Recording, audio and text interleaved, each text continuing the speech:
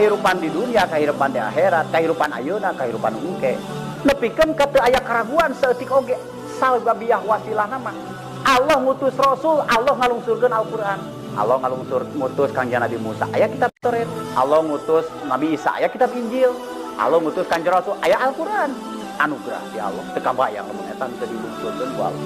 Siga kumaha kehidupan cacak geus diutus Rasul, cacak geus diturunkeun Al-Qur'an. Walah loba keneh jelema anu hirup sakadaek.